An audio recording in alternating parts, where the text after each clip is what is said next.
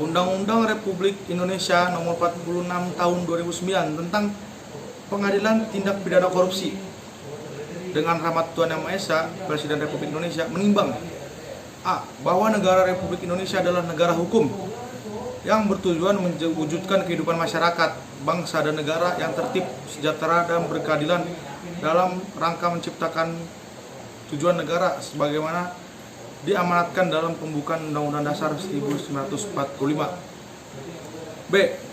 Bahwa tindak pidana korupsi telah menimbulkan kerusakan dalam berbagai sendi kehidupan masyarakat, bangsa, dan negara, sehingga upaya pencegahan dan pemberantasan tindak pidana korupsi perlu dilakukan secara terus-menerus dan berkesinambungan yang menuntut peningkatan kapasitas sumber daya, baik kelembagaan, sumber daya manusia, maupun sumber daya lain, serta mengembangkan kesadaran, sikap, dan perilaku masyarakat anti korupsi agar terlembaga dalam sistem hukum nasional. Yang C. Bahwa pengadilan tindak pidana korupsi yang dasar pembentukannya ditentukan dalam pasal 53 Undang-Undang Nomor 30 Tahun 2002 tentang Komisi Pemberantasan Tindak Pidana Korupsi berdasarkan putusan MK dinyatakan bertentangan dengan Undang-Undang Dasar Negara Republik Indonesia tahun 1945, sehingga perlu diatur kembali pengadilan tindak pidana korupsi dengan Undang-Undang Dasar yang baru. Yang D. Bahwa berdasarkan pertimbangan sebagaimana dimaksud dengan huruf A, huruf B, dan huruf C, perlu membentuk undang-undang tentang pengadilan tindak pidana korupsi. Mengingat 1. Pasal 5 ayat 1, pasal 20, pasal 24 ayat 1, dan ayat 2, pasal 25 dan pasal 28D ayat 1 Undang-Undang Dasar Negara Republik Indonesia tahun 1945. Nomor 2, Undang-Undang Nomor 8 tahun 1981 tentang Hukum Acara Pidana.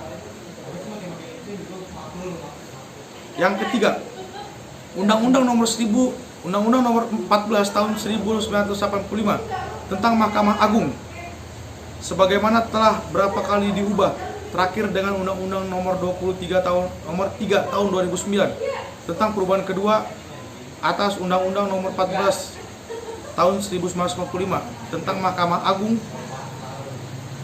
Lembaran Negara Republik Indonesia tahun 2009 Nomor 3, tambahan Lembaran Negara Republik Indonesia Nomor 4958. Keempat, Undang-Undang Nomor 2 tahun 1986 tentang Peradilan Umum, sebagaimana telah diubah dengan Undang-Undang Nomor 8 tahun 2004 tentang perubahan atas Undang-Undang Nomor 2 tahun 1986 tentang Peradilan Umum. Kelima, Undang-Undang Nomor 31 tahun 1999 tentang Pemberantasan Tindak Pidana Korupsi, sebagaimana telah diubah dengan Undang-Undang Dasar dengan Undang-Undang Nomor 20 tahun 2001 tentang perubahan atas Undang-Undang Nomor 31 tahun 1999 tentang Pemberantasan Tindak Pidana Korupsi. Nomor 6, Undang-Undang Nomor 30 tahun 2002 tentang Komisi Pemberantasan Tindak Pidana Korupsi. Nomor 7, Undang-Undang Nomor 4 tahun 2004 tentang Kekuasaan Kehakiman. Nomor 8, Undang-Undang Nomor 16 tahun 2004 tentang Kejaksaan Republik Indonesia. Dengan persetujuan bersama, Dewan Perwakilan Rakyat Republik Indonesia dan Presiden Republik Indonesia memutuskan menetapkan Undang-Undang tentang Pengadilan Tindak Pidana Korupsi Bab 1 Ketentuan Umum Pasal 1 dalam Undang-Undang ini yang dimaksud dengan ayat 1, hakim adalah hakim karir dan hakim ad hoc. Ayat 2, hakim karir adalah hakim pada pengadilan negeri, pengadilan tinggi, dan Mahkamah Agung yang ditetapkan sebagai hakim tindak pidana korupsi. Ayat 3, hakim ad hoc adalah seseorang yang diangkat berdasarkan persyaratan yang ditentukan dalam undang-undang ini sebagai hakim tindak pidana korupsi. Ayat 4, penuntut hukum adalah penuntut hukum sebagaimana diatur dalam perundang-undangan, dalam peraturan perundang-undangan. Bab 2, kedudukan, tempat, dan kedudukan. Bagian ke-1, kedudukan, pasal 2. Pengadilan tindak pidana korupsi merupakan pengadilan khusus yang berada di lingkungan peradilan hukum. Bagian kedua, tempat kedudukan pasal 3. Pengadilan tindak pidana korupsi berkedudukan di setiap ibu kota, kabupaten, atau kota yang daerah hukumnya meliputi daerah hukum peradilan negeri yang bersangkutan. Pasal 4, khusus untuk daerah ibu kota Jakarta, pengadilan tindak pidana korupsi berkedudukan di setiap kota madya yang daerah hukumnya meliputi daerah hukum pengadilan negeri yang bersangkutan. Bab ketiga, kewenangan, pasal 5. Pengadilan tindak pidana korupsi merupakan satu-satunya pengadilan berwenang memeriksa, mengadili, dan memutus perkara tindak pidana korupsi.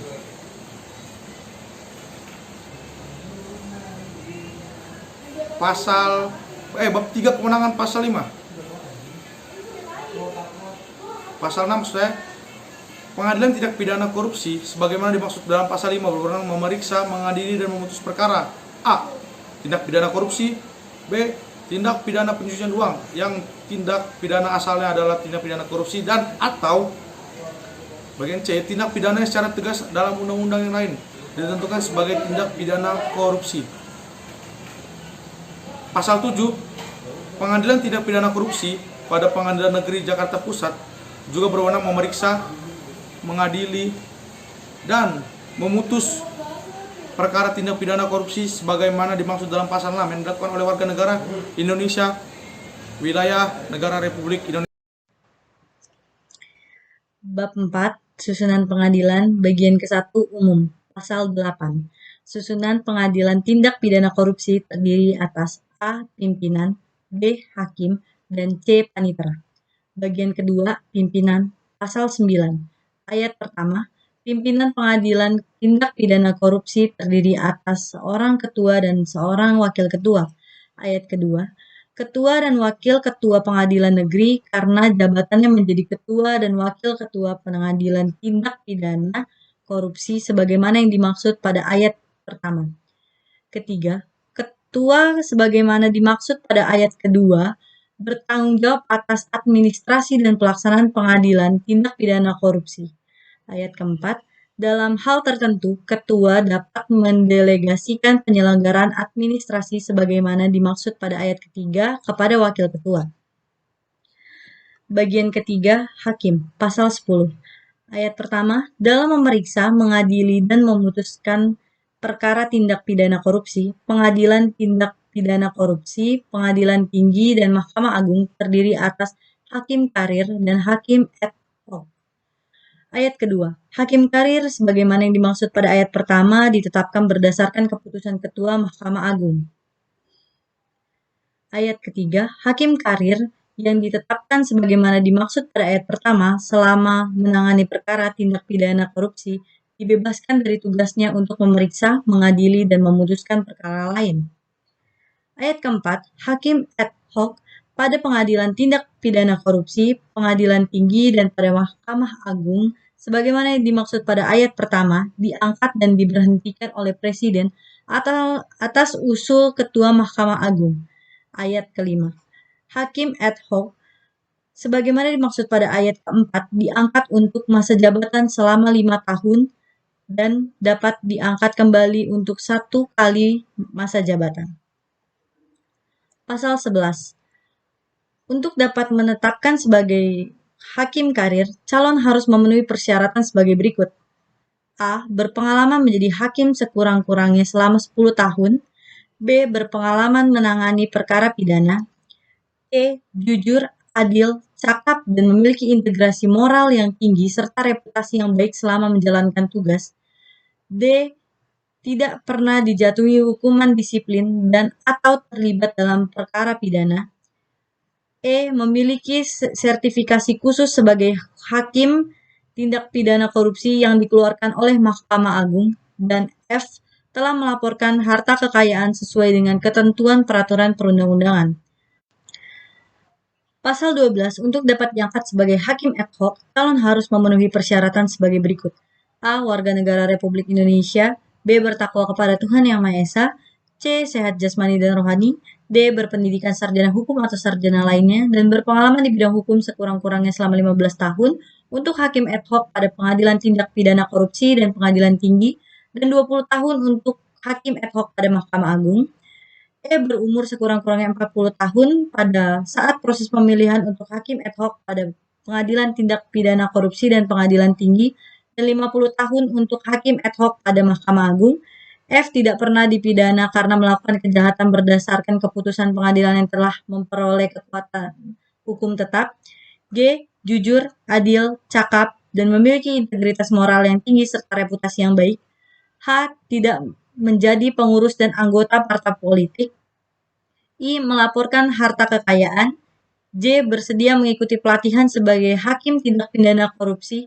Dan bersedia melepaskan jabatan struktural dan atau jabatan lain selama menjadi hakim ad hoc tindak pidana korupsi.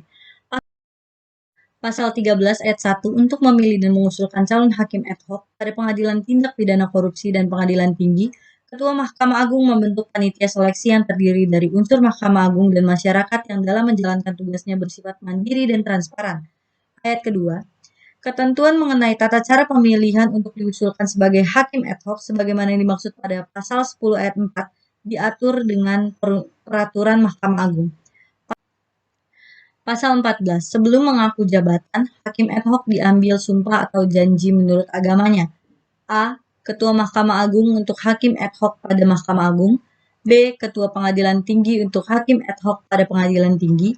Ketua Pengadilan Negeri untuk hakim ad hoc pada Pengadilan Tindak Pidana Korupsi. Ayat 2. Sumpah atau janji sebagaimana yang dimaksud pada ayat 1 berbunyi sebagai berikut. Sumpah. Demi Allah, saya bersumpah bahwa saya akan memenuhi kewajiban hakim dengan sebaik-baiknya dan seadil-adilnya, memegang teguh Undang-Undang Dasar Negara Republik Indonesia tahun 1945, dan menjalankan segala peraturan perundang-undangan dengan seluruh-seluruhnya menurut Undang-Undang Dasar Negara Republik Indonesia tahun 1945, serta berbakti kepada nusa dan bangsa. Janji.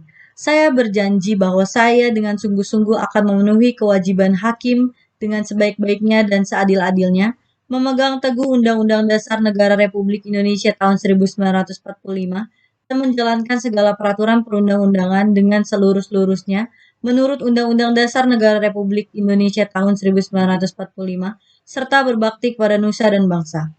Pasal 15. Hakim ad hoc dilarang merangkap menjadi pelaksana putusan pengadilan, wali, pengampu, dan penjabat yang berkaitan dengan suatu perkara yang diperiksa olehnya, pimpinan atau anggota lembaga negara, kepala daerah, advokat, notaris atau pejabat pembuat akta tanah, jabatan lain yang dilarang dirangkap sesuai dengan peraturan perundang-undangan, atau pengusaha. Pasal 16. Selain larangan sebagaimana dimaksud pada pasal 15, hakim ad hoc yang mengaku jabatan struktural dan atau fungsional harus melepas jabatannya. Sore semua dan selamat sore Ibu Diana. Saya akan menjelaskan Undang-Undang Republik Indonesia Nomor 46 Tahun 2009 tentang Pengadilan Tindak Pidana Korupsi. Saya akan menjelaskan pasal 9 dari ayat 1 sampai ayat 3 itu sudah cukup jelas. Ayat 4 yang dimaksud dengan hal tertentu, misalnya antara lain masalah yang berkaitan dengan beban perkara atau beban tugas. Selanjutnya ada pasal 10, ayat 1 sampai ayat 3 sudah cukup jelas.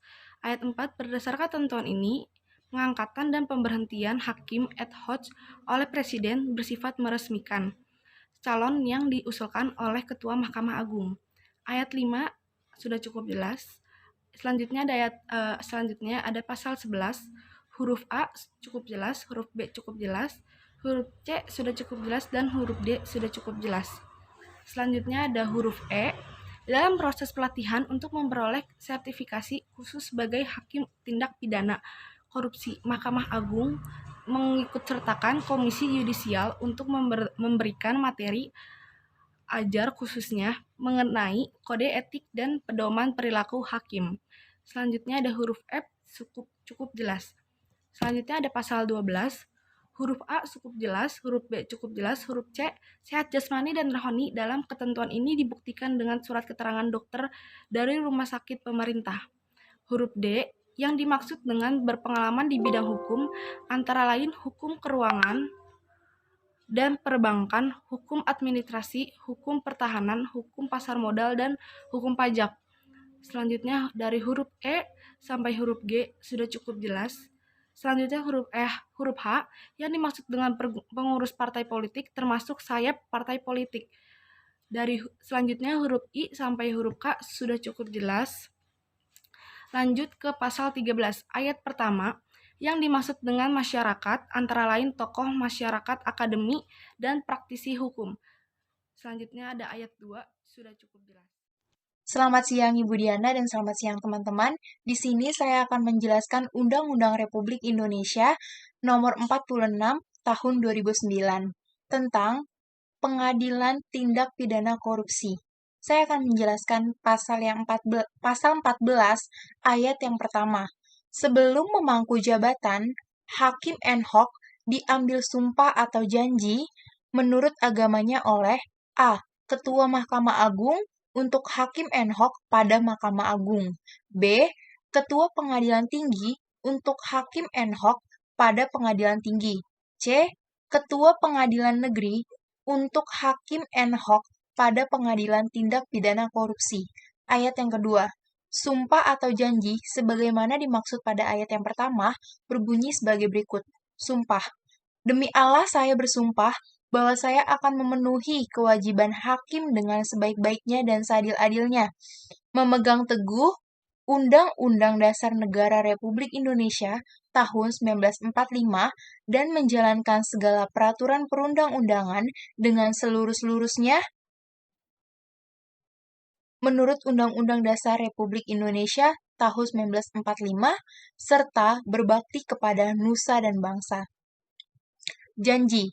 Saya berjanji bahwa saya dengan sungguh-sungguh akan memenuhi kewajiban hakim dengan sebaik-baiknya dan seadil-adilnya memegang teguh Undang-Undang Dasar Negara Republik Indonesia tahun 1945 dan menjalankan segala peraturan perundang-undangan dengan seluruh-seluruhnya menurut Undang-Undang Dasar Negara Republik Indonesia tahun 1945 serta berbakti kepada nusa dan bangsa. Pasal 15. Hakim ad hoc dilarang merangkap menjadi A. Pelaksana putusan pengadilan, B. Wali, pengampu, dan pejabat yang berkaitan dengan suatu perkara yang diperiksa olehnya. C.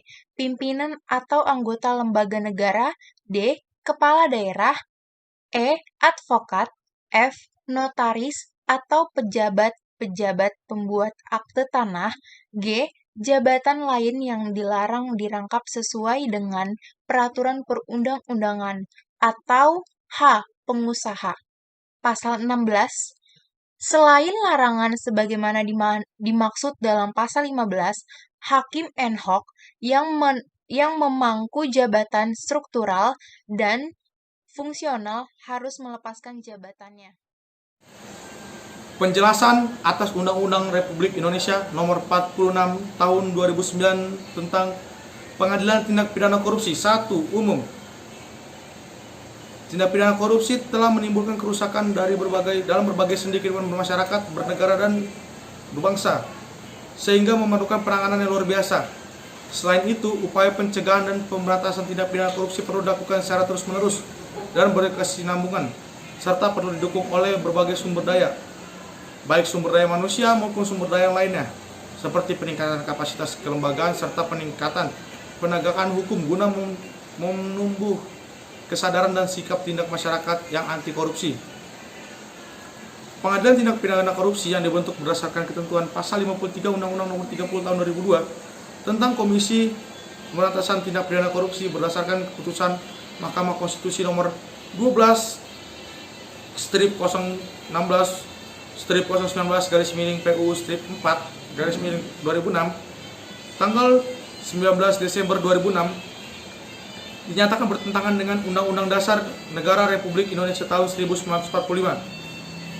Putusan Mahkamah Konstitusi tersebut pada dasarnya sejalan dengan Undang-Undang Nomor 4 Tahun 2004 tentang kekuasaan kehakiman, yang menentukan bahwa pengadilan khusus hanya dapat dibentuk dalam salah satu lingkungan peradilan hukum yang dibentuk dengan undang-undang tersendiri.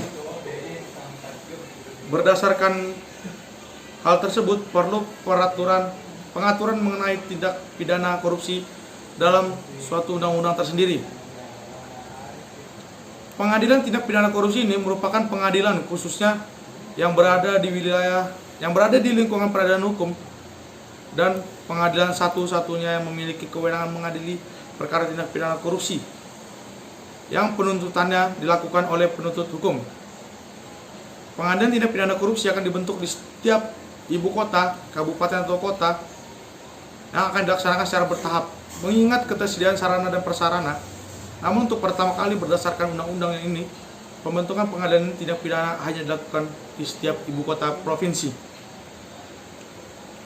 Dalam undang-undang ini diatur pula mengenai hukum pengadilan tindak pidana korupsi yang terdiri dari hakim karir dan hakim ad hoc, yang persyaratan pemilihannya dan pengangkatannya berbeda dengan hakim pada umumnya.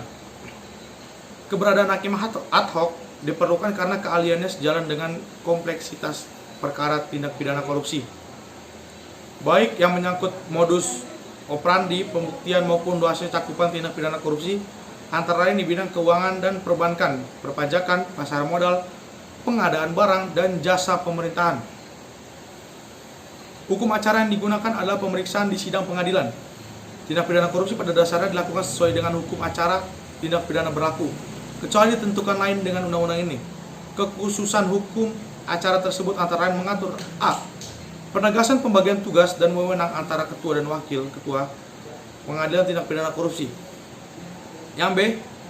Mengenai komposisi majelis hakim dan pemeriksaan di sidang pengadilan baik dalam tingkat pertama, banding, maupun kasasi. Jangka waktu penyelesaian pemeriksaan perkara untuk tindak pidana korupsi pada setiap tingkatan pemeriksaan. Alat bukti yang diajukan di dalam persidangan, termasuk alat bukti yang diberikan dari hasil penyadapan, harus diperoleh secara sah berdasarkan ketentuan peraturan perundang-undangan dan adanya kepanitraan khusus untuk mengadili tindak pidana korupsi. Pasal demi pasal 1 cukup jelas, pasal 2. Ketentuan ini mengingat ketentuan pasal 24A ayat 5 Undang-Undang Dasar Negara Republik Indonesia tahun 1945 dan pasal 15 Undang-Undang Nomor 4 tahun 2004 tentang kekuasaan kehakiman yang menghendaki pembentukan pengadilan khusus diatur dengan undang-undang. Pasal 3 cukup jelas.